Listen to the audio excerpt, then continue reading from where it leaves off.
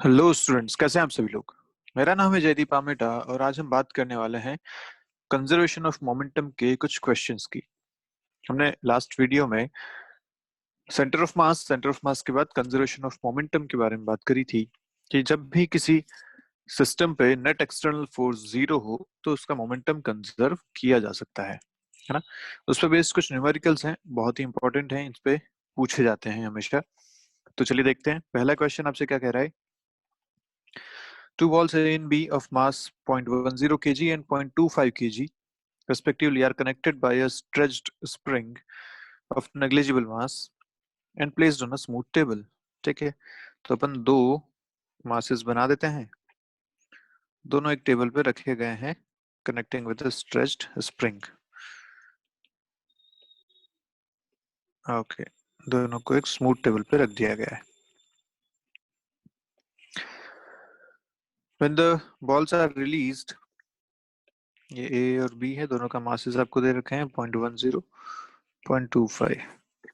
ठीक है, okay, so when the balls are released simultaneously, the initial acceleration of ball B is 10 centimeter per second square westwards। तो westward इसका acceleration है ऐसा, acceleration of B is 10 centimeter per second square। ठीक है, what is the magnitude and direction of the initial acceleration of ball A।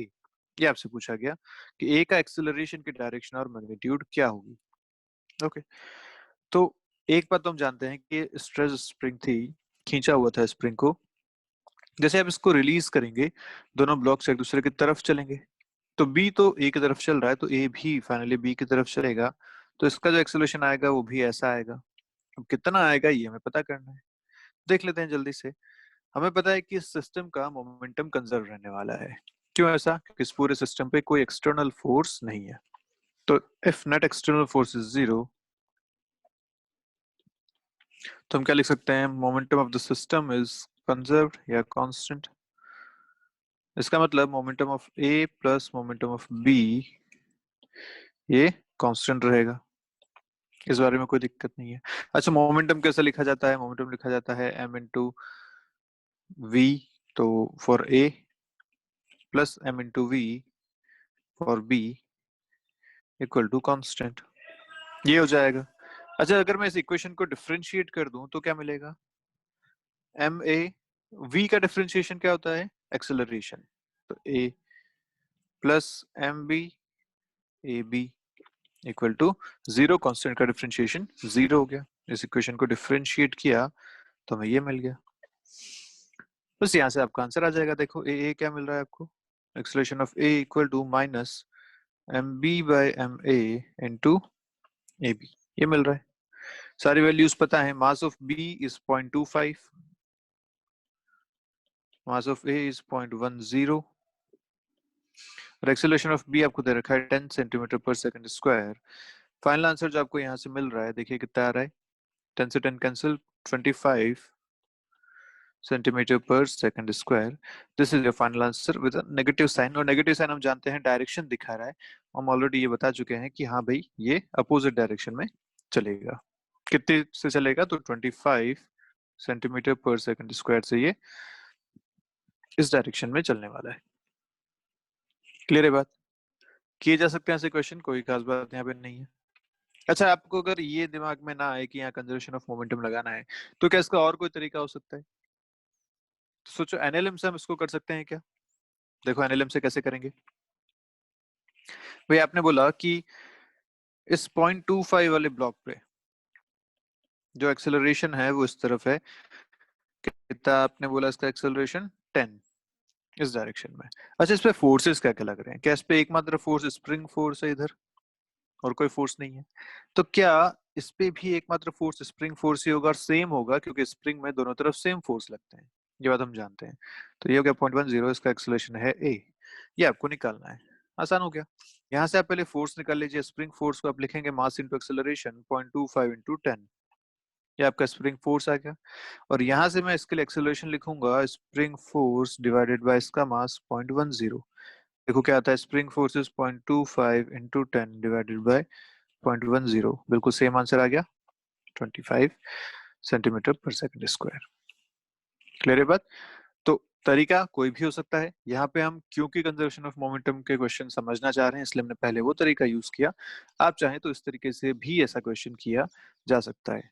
बस direction का ध्यान रखिए, हमने एक्सेलरेशन ऑलरेडी इस डायरेक्शन में लिया है, तो ये आपको यहाँ पे पहले ही सोचना पड़ेगा कि किधर वो चलने वाला है। और स्प्रिंग फोर्स दोनों पे सेम लगेगा, ये बात भी हमें यहाँ से पता होनी चाहिए, तभी हम इस क्वेश्चन को इस तरीके से सॉल्व कर पाएंगे। ठीक है बात? चलिए आगे बढ़ते हैं अगले क्वेश्चन पे।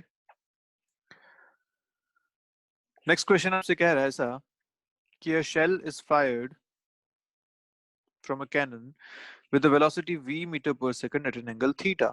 ओके तो भाई ये अगर कैनन ऐसी है तो यहाँ से एक शेल फायर किया गया at an angle theta with the horizontal direction. At the highest point of its path, it explodes into two pieces of equal masses. Okay तो डायग्राम बना देते हैं साथ साथ। यहाँ से भाई आपने फायर किया ऐसे इस डायरेक्शन में, कैनन यहाँ पे थी, हॉरिजॉन्टल से आपने इसे फायर किया at an angle theta with speed v, ये आपको दे रखा है। जब अगर ऐसे फायर किया है तो ऑब्वियसली प्रोजेक्टाइल मोशन में जाएगा, हम जानते हैं इसको, ऐसा मोशन इसका रहेगा। तो जब ये अपने हाईएस्ट पॉइंट पे आया तो ये दो पार्ट्स में टूट गया, दो पार्ट्स में टूट गया तो अब ये कुछ ऐसा बन गया होगा।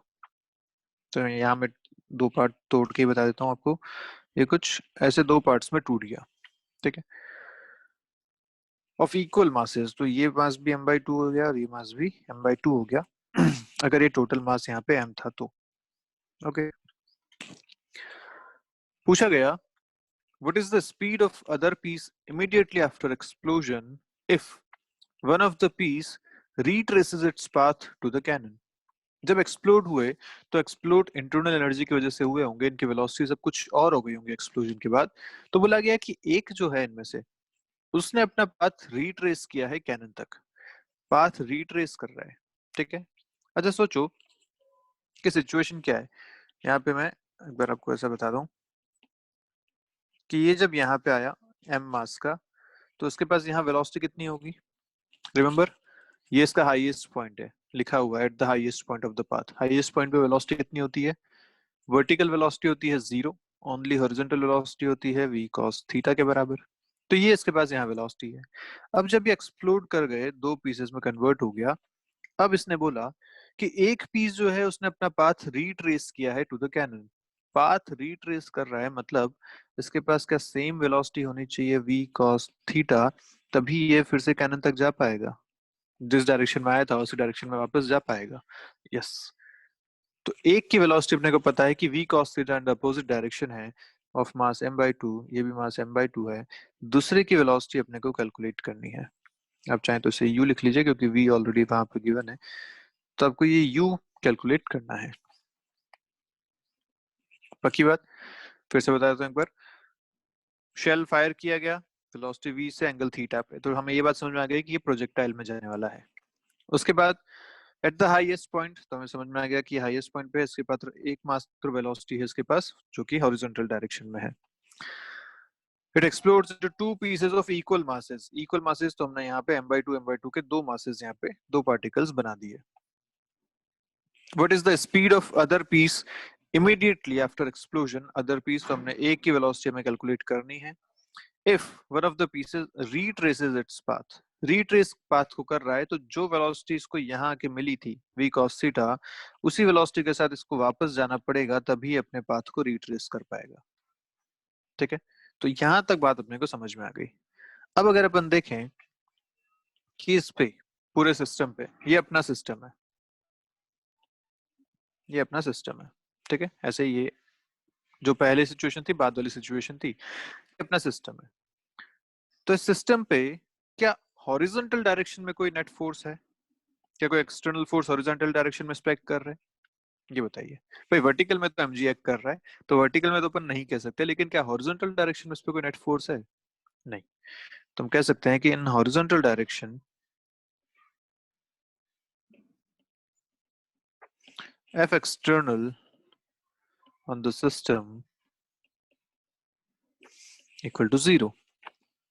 मतलब हॉरिजॉन्टल डायरेक्शन में इसका जो मोमेंटम है, momentum of the system must be conserved और कंजर्व का मतलब ये होता है कि जो इनिशियल मोमेंटम है वही फाइनल मोमेंटम के बराबर होना चाहिए। तो हम लिख सकते हैं P initial equal to P final, ऐसा यहाँ पे होना चाहिए। हो गया क्वेश्चन आपका? कैसे? इनिशियल मोमेंटम, ये आपकी इनिशियल सिचुएशन है, ये आपकी फाइनल सिचुएशन है। इनिशियल में सिर्फ एक मास था ऑफ मास m जिसकी वेलोसिटी थी v cos थीटा, ये इसका इनिशियल मोमेंटम हो गया। फाइनल सिचुएशन में दो अब मासेस हैं m/2 के, एक की वेलोसिटी में पता है v cos theta in the opposite direction, देख पा रहे हैं आप वहां से, है ना? तो मैं लिखूंगा इसका जो momentum m/2 into minus v cos theta. Clear है बात? माइनस क्यों लिखा मैंने? क्योंकि इसकी डायरेक्शन अपोजिट है, अब टुवर्ड्स लेफ्ट है, इसलिए उसको माइनस लिखा। प्लस m/2 इंटू यू, ये यू आपको कैलकुलेट करना है। हो गया क्वेश्चन? यू है, आप बता सकते हैं।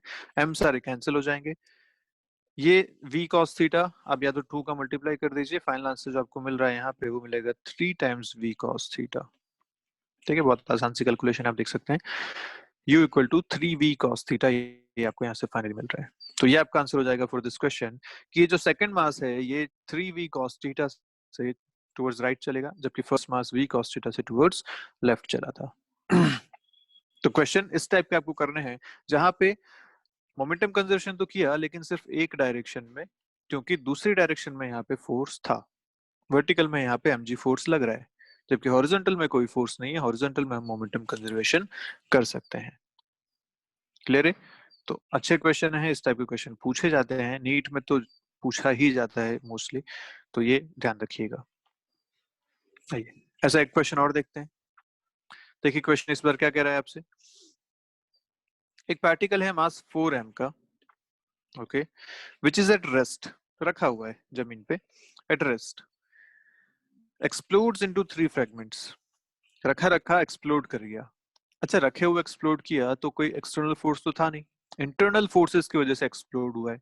तो एक बात हमें समझ में आ गई, ठीक है, एट रेस्ट एक्सप्लोड्स मतलब इंटरनल फोर्सेस की वजह से एक्सप्लोड हुआ है, तो हम यहाँ पे मोमेंटम कंजर्वेशन कर सकते हैं क्योंकि कोई एक्सटर्नल फोर्स इस पे नहीं है। और रेस्ट पे रखा हुआ है मतलब इक्विलिब्रियम में है, इक्विलिब्रियम में है, नेट फोर्स 0 है, कोई दिक्कत वाली बात इस पे नहीं है। ओके, तो 4m का अपन एक बना देते हैं, मास यहाँ रखा हुआ था और रेस्ट पे था, इनिशियल स्पीड इसकी 0 थी।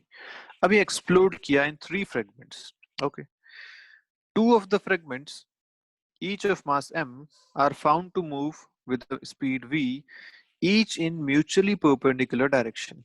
ध्यान से सुने, क्या बोला? दो फ्रेगमेंट्स, तीन में से दो फ्रेगमेंट्स जिनका मास m है वो सेम स्पीड v से म्यूचुअली परपेंडिकुलर डायरेक्शन में मूव किए। तो मतलब अगर मैं यहाँ बनाऊं तो ये m फ्रेगमेंट, एक ये m फ्रेगमेंट, अगर ये इस तरफ चला v से तो ये इस तरफ चला v से, म्यूचुअली परपेंडिकुलर डायरेक्शन में ये मूव हुए। अच्छा, टोटल मास कितना था? 4m।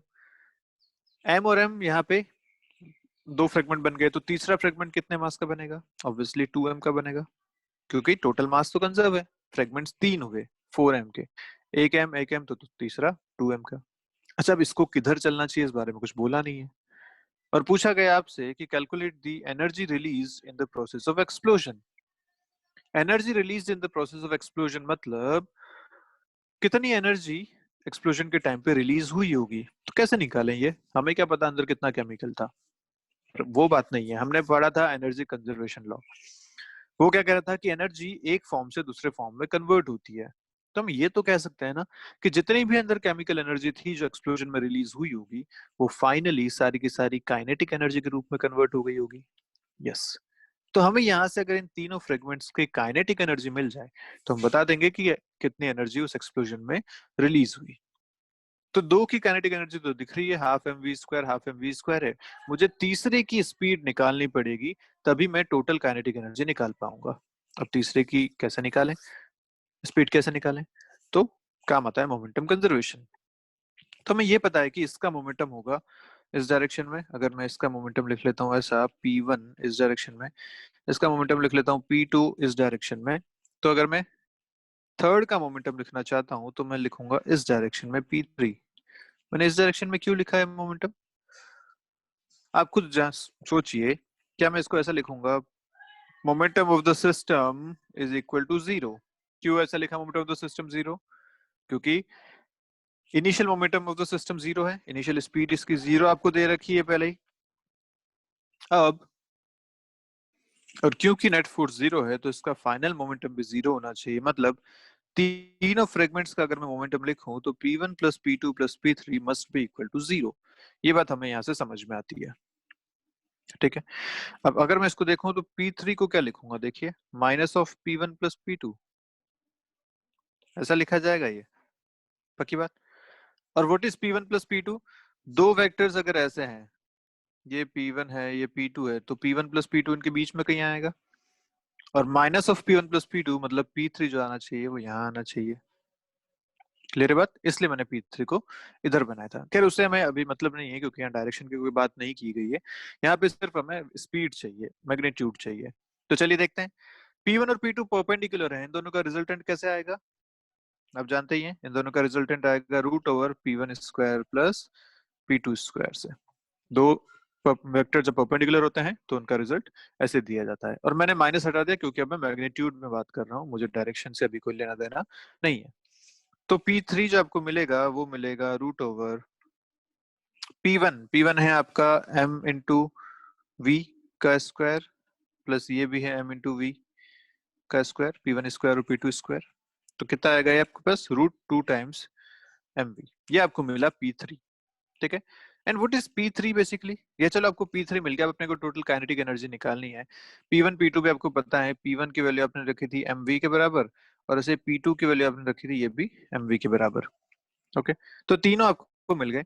अब अपने पास ऐसा सिस्टम है कि एक मास m है, इसका मोमेंटम है P1 इक्वल टू mv, एक मास m है, इसका मोमेंटम है P2 इक्वल टू mv, और एक मास 2m है, इसका मोमेंटम है P3 equal to root two mv।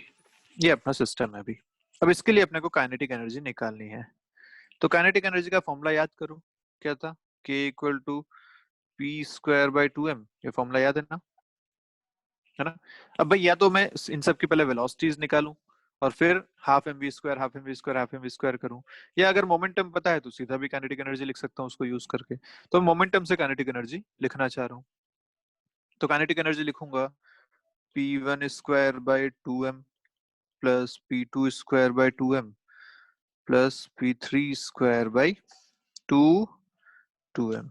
ये कहाँ से आया, मास 2m है, P3 जब है तो मास की जगह मैंने 2m डाला m की जगह। ओके, आंसर बता दीजिए फाइनली। इधर से आएगा m square v square by two m square v square by two m, plus इधर से अगर P3 स्क्वायर देखो तो आएगा two times m square v square, क्योंकि रूट टू एम वी है ना, उसका square 2m square v square by 4m। ये आपका फाइनल आंसर आ रहा है। एक m से एक m सारे कैंसिल हो रहे हैं, वी स्क्वायर सारे कॉमन आ जाएंगे, हर जगह हाफ बन रहा है, तो 3/2 एम वी स्क्वायर, ये आपकी टोटल काइनेटिक एनर्जी आई। और हमें पता है कि ये काइनेटिक एनर्जी कहाँ से आई होगी, जो एनर्जी एक्सप्लोजन में रिलीज हुई वही यहाँ पे काइनेटिक एनर्जी हमारी बनी हुई है, ठीक है। तो बस आपका आंसर फाइनली आ गया, this is the energy released in the explosion, 3/2 m v square. Got it? पक्की बात? चलिए आगे बढ़ते हैं। क्वेश्चन आपसे पूछ रहा है next, a rail road car of mass m, ठीक है, एक रेल रोड कार है जिसका मास m दे रखा है, is moving without friction on a straight horizontal track with the velocity u। Okay, initial velocity इसकी दे रखी है u। तो मैं एक बार बनाता हूँ डायग्राम। ये रेल रोड कार है, इसकी वेलोसिटी दे रखी है u, ठीक है। A man of mass m lands from a helicopter on it. Okay, ऊपर से एक बंदा आया, तो ये तो कैपिटल M है, यहाँ से एक बंदा आके इस पे लैंड किया, ऊपर से आया, ठीक है। पूछा गया what will be the velocity of the car now. अब इस कार की वेलोसिटी कितनी हो जाएगी आपसे पूछा गया, ठीक है। तो चलिए हॉरिजॉन्टल डायरेक्शन की अगर बात करूं, क्या इस पूरे सिस्टम पे कोई नेट फोर्स है? नहीं। क्यों? क्योंकि कोई फ्रिक्शन नहीं है, और जब बंदा ऊपर से नीचे आया तो उसने जो फोर्स लगाया वो नीचे की तरफ लगाया, ना कि हॉरिजॉन्टल डायरेक्शन में कोई फोर्स लगाया। तो हम कह सकते हैं कि हॉरिजॉन्टल डायरेक्शन में इस पे नेट फोर्स जीरो है, जो आया ऊपर से उसने नीचे की तरफ इस पे एक नॉर्मल फोर्स लगाया होगा, बिल्कुल, तो एक्सटर्नल फोर्स ऊपर से नीचे लगा, लेकिन हॉरिजॉन्टल डायरेक्शन में कोई नेट फोर्स नहीं है, एक्सटर्नल फोर्स नहीं है। तो हम कह सकते हैं कि हॉरिजॉन्टल डायरेक्शन में मोमेंटम कंजर्व किया जा सकता है। Momentum of the system is constant in horizontal direction. तो बस हॉरिजॉन्टल में कर लेते हैं जल्दी से कि अगर पहले ये u स्पीड से चल रहा था, initial momentum equal to final momentum, तो इनिशियल मोमेंटम इसका लिखा जाएगा m इंटू यू के बराबर, क्योंकि सिर्फ रेल रोड जो कार है वो चल रही थी विद स्पीड u। अब फाइनली मान लेते हैं कि ये दोनों मिलके v नॉट स्पीड से चलने लगे। फाइनली दोनों मिलके अब v नॉट स्पीड से चलने लगे। फाइनल सिचुएशन है ये। तो अब फाइनली सिचुएशन अगर ऐसी है तो अपने को पता है टोटल मास अब इसका हो जाएगा m plus M into v naught. तो v नॉट आपको मिल जाएगा यहाँ से m by M plus M into u. ये आपका आंसर हो जाएगा। ठीक है, this is the answer first part कि अगर ये ऊपर से आके इस पे टपका तो अब ये दोनों मिलके कितनी स्पीड से चलेंगे, इतनी स्पीड से चलेंगे। ऐसे बहुत सारे क्वेश्चन आपसे पूछे जा सकते हैं। आपसे एक कन्वेयर बेल्ट से क्वेश्चन पूछा जा सकता है कि कन्वेयर बेल्ट चल रहा है विद स्पीड यू, उस पर अगर एक आपने पैकेट रख दिया, ऊपर से नीचे ड्रॉप कर दिया, तो अब बताइए उसकी स्पीड कितनी हो जाएगी। ऐसे सारे क्वेश्चन इसमें पूछ सकते हैं। तो एक ही तरीका है करने का, ये वाला initial momentum equal to final momentum in horizontal direction, क्योंकि हॉरिजॉन्टल में इस पे कोई फोर्स अभी नहीं लग रहा। ठीक है, चलिए सेकंड पार्ट इसका देखते हैं। Now if the man begins to run on it with a speed v relative, ठीक है, with respect to the car in a direction opposite to the motion of the car। Okay, तो जैसे आपको diagram में दिख रहा है कि अभी अपन ने देख लिया ये बंदा जब इस पे आके लैंड हुआ तब ये v नॉट से चल रही है कार, ये अभी लगना भी शुरू कर दिया in the opposite direction of the motion of the car, लिखा है ना, in a direction opposite to the motion of the car with speed v relative. v relative with respect to the car है, relative speed है इसकी इस direction में। ठीक है, तो पूछा गया अब बताइए what will be the velocity of the car, इसके भागने की वजह से कार की वेलोसिटी पे क्या फर्क पड़ेगा, ये आपका क्वेश्चन है। ठीक है, तो हमें पता है कि जो मोमेंटम होता है वो भी रेफरेंस पे डिपेंड करता है, रेफरेंस फ्रेम पे डिपेंड करता है, क्योंकि वेलोसिटी अगर रेफरेंस फ्रेम पे डिपेंड करती है तो मोमेंटम भी करेगा। तो हम लिखते हैं जब भी मोमेंटम तो ग्राउंड फ्रेम यहाँ पे लिखते हैं। तो बोलता हूं कि ग्राउंड फ्रेम में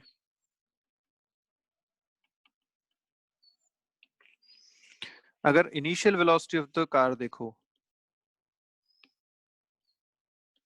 initial velocity of car with man, तो ये कितना है v नॉट, जो अभी आपने कैलकुलेट किया था। अब बंदे ने भागना शुरू किया तो वेलोसिटी ऑफ मैन अगर देखा जाए तो कितनी स्पीड से वो भाग रहा है ना। तो मैं बोलता हूं कि let velocity of car equal to V C. ठीक है, जब उसने भागना शुरू कर दिया तो फाइनली इसको लिख सकते हैं, फाइनली जब उसने भागना शुरू किया, कार की स्पीड अगर वी सी है ग्राउंड फ्रेम में, ठीक है, तो मैं क्या बोलूंगा, रिलेटिव वेलोसिटी अगर लिखा जाए relative velocity of man with respect to car, वो कितना लिखा जाएगा, तो v रिलेटिव दे रखा है आपको, होगा velocity of man minus velocity of car. या फिर इसको ऐसा लिखा जा सकता है कि velocity of man is equal to velocity of v relative plus velocity of car, लिखा जा सकता है। पक्की बात। अच्छा, यहाँ पे एक बात और समझ में आती है कि ये सब जो है वो वेक्टर क्वांटिटीज हैं। v रिलेटिव जिस डायरेक्शन में है, वेलोसिटी ऑफ अगर हम बात करें तो वेलोसिटी ऑफ कार और वेलोसिटी ऑफ मैन ये हमें कैलकुलेट करना है। v रिलेटिव और velocity of car are in opposite direction, तो मैं इसे ऐसा भी लिख सकता हूँ कि ये आ जाएगा minus v relative plus this velocity of man, जो आएगा वो आएगा velocity of car minus velocity relative. ऐसा कहाँ से आया, माइनस क्यों लगाया मैंने, क्योंकि देखो कार भाग रही है इस डायरेक्शन में जबकि बंदा भाग रहा है इस डायरेक्शन में विद रिलेटिव वेलोसिटी। तो क्योंकि ये अपोजिट डायरेक्शन में है इसलिए मैंने उसको माइनस वी रिलेटिव वहां पे लिखा। ठीक है, पक्की बात। तो यहां से मुझे वेलोसिटी ऑफ मैन मिल गई, velocity of car minus velocity relative. अब मैं मोमेंटम कंजर्वेशन करता हूँ हॉरिजॉन्टल डायरेक्शन में, क्योंकि अभी भी हॉरिजॉन्टल डायरेक्शन में नेट फोर्स 0 है। जो बंदा भाग रहा है उसकी वजह से जो फ्रिक्शन फोर्स लग रहा होगा वो सिस्टम का इंटरनल फोर्स है। जब बंदा इस पे भाग रहा है, आपने बोला कि वो इस पे भाग रहा है, तो जब भाग रहा है तो फ्रिक्शन इस पे लग रहा होगा, आगे की तरफ कार पे लग रहा होगा, पीछे की तरफ, लेकिन इस पूरे सिस्टम के लिए ये इंटरनल फोर्सेस हैं, external force on the system is zero. तो हम बोल सकते हैं since F external on the system in horizontal direction is zero, hence by conservation of momentum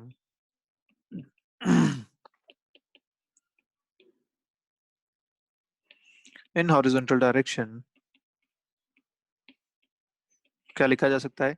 तो पहले सिचुएशन थी ऐसी कि ये यहाँ पे खड़ा हुआ था और ये दोनों मिलके वी नॉट से चल रहे थे, मास था m और इसका मास था m। सिचुएशन ऐसी थी, जब इसने भागना शुरू कर दिया तो अब ये वेलोसिटी ऑफ कार हो गई, और इस बंदे को अपन अलग से देखें तो वेलोसिटी ऑफ मैन भी हमें पता है वो भी इस डायरेक्शन में है, ऐसी ये m है, ये कैपिटल M है। अब सिचुएशन कुछ ऐसी है, ठीक है, हमें मोमेंटम कंजर्वेशन करना है, तो इनिशियल मोमेंटम लिखा जाएगा m plus M into v naught, क्योंकि दोनों साथ में एक ही स्पीड से चल रहे थे।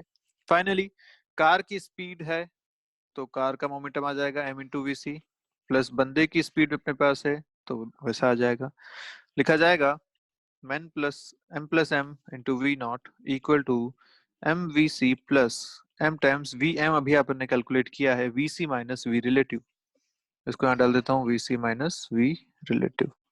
तो यहाँ से आपको फाइनली निकालना है वेलोसिटी ऑफ कार, तो वेलोसिटी ऑफ कार को एक तरफ ले लेते हैं, बाकी सबको एक तरफ ले लेते हैं, तो यहाँ से आपको मिल रहा है m plus M into v naught, उधर से आ जाएगा plus m times v relative divided by m plus M equal to velocity of car.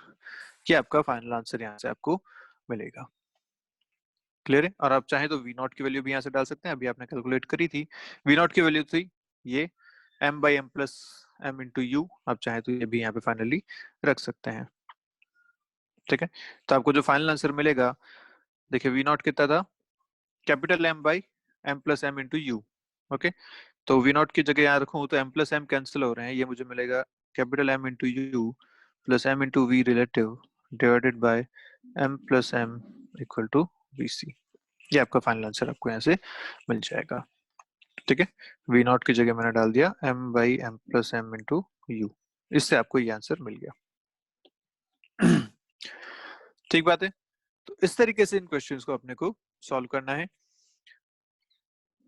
चलिए, तो हम देख पा रहे हैं यहाँ से वेलोसिटी ऑफ कार जो है वो बढ़ चुकी है, आप ये देख पा रहे हैं velocity of car v naught से बढ़ गई है। अगर आप यहाँ से भी देखो, इस इक्वेशन से भी देखो, तो मैं इसको ऐसा भी लिख सकता हूँ ना, इस इक्वेशन को मैं ऐसा भी लिख सकता हूँ, this will be V not plus M by M plus M into V relative, ऐसा भी लिखा जा सकता है, equal to V C. Okay, तो this V C is more than V not, ये बात अपने को यहाँ से समझ में आ रहा है आराम से। अच्छा, यही अगर बंदा कार की डायरेक्शन में भाग रहा होता तो क्या होता? अगर क्वेश्चन ऐसा होता कि ये कार इधर चल रही है, वी नॉट आप निकाल चुके हैं ऑलरेडी, और जो बंदा इस पे आया था, टपका था ऊपर से, वो इस डायरेक्शन में भागने लगता वी रिलेटिव से, तो अपने को क्या करना पड़ता है, इस पूरे इक्वेशन में जहां पे आप वी रिलेटिव लिख रहे थे उसको अब चेंज करना पड़ेगा माइनस वी रिलेटिव से, है ना, ऐसा करना पड़ेगा क्योंकि अब अपोजिट डायरेक्शन में भाग रहे हैं। तो अब अपने पास जो फाइनल आंसर आता है वो क्या था, v not plus M by M plus M into minus we relative करते, तो ये जो प्लस है वो माइनस में कन्वर्ट हो जाता, minus we relative equal to V C, ऐसा आंसर आ जाता। तो इस बार अपन देख पा रहे हैं कि जो कार की वेलोसिटी है वो वी नॉट से कम हो गई है। ठीक है, तो वो अपोजिट डायरेक्शन में जब भाग रहा है तो हो क्या रहा था, अब मैंने यहाँ ऊपर भी देखा था कि जब वो अपोजिट डायरेक्शन में भागा तो उस पे फ्रिक्शन लगा, इस डायरेक्शन में जिधर चलते हैं उसी तरफ फ्रिक्शन लगता है, क्योंकि फ्रिक्शन ही हमें चला पा रहा है, यहाँ पे फ्रिक्शन नहीं होता तो हम नहीं भाग पाते या नहीं चल पाते। तो अगर इस पे फ्रिक्शन इधर, तो कार पे फ्रिक्शन इधर, वेलोसिटी कार की इस तरफ थी वी नॉट, फ्रिक्शन की वजह से वेलोसिटी इसकी बढ़ेगी इस डायरेक्शन में। क्लियर? इसलिए जो फाइनली वेलोसिटी आती है वो velocity of car is more than velocity of v naught जो ऑलरेडी थी इसके पास। अगर ये सेम डायरेक्शन में चल रहा है जो कि सिचुएशन यहाँ पे बता रखी है, तो क्या हो रहा है, इस पे फ्रिक्शन लग रहा है इस डायरेक्शन में, तो कार पे फ्रिक्शन लग रहा है अपोजिट डायरेक्शन में, कार पे फ्रिक्शन अपोजिट डायरेक्शन में है, तो वेलोसिटी धीरे धीरे कम हो रही है, वो भी हमें यहाँ से बात समझ में आ पा रही है। ठीक है, तो ऐसे टाइप के क्वेश्चन अगर आपसे पूछे जाए तो आप इनको कर सकते हैं। इन तरीकों से। क्लियर है बात? तो चलिए आज का वीडियो यहीं खत्म करते हैं। क्वेश्चंस हमने किए, नेक्स्ट टाइम पे मिलेंगे वेरिएबल मास सिस्टम के साथ और फिर शुरू करेंगे कोलिजन के पोर्शन पे। ठीक है, और लास्ट में इन सबके कंबाइंड क्वेश्चन भी करेंगे। अभी ये टॉपिक चलेगा लगभग 3-4 दिन और चलेगा, उसके बाद हम शुरू करेंगे रोटेशन का पोर्शन। तो चलिए मिलते हैं, तब तक के लिए बाय बाय। पढ़ते रहिए, कोई डाउट है तो पूछिएगा।